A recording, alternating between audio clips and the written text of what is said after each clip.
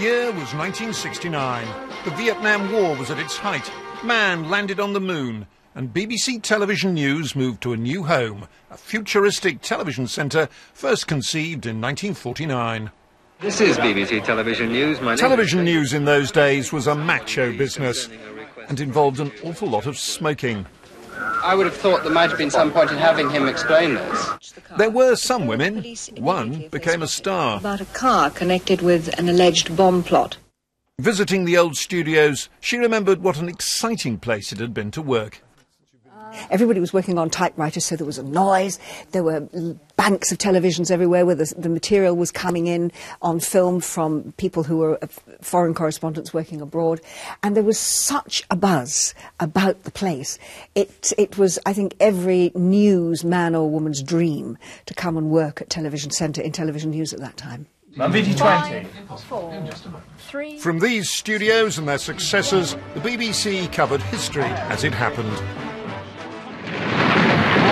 After an earlier confrontation down the end, which looked at the time like the kind of civil rights clash we knew from years ago.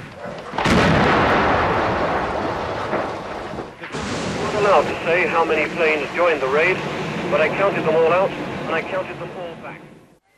Dawn, and as the sun breaks through the piercing chill of night on the plain outside Coram, it lights up a biblical famine, now in the 20th century. 15 years ago, new high-tech news studios opened at Television Centre. By now, news was broadcasting 24 hours a day.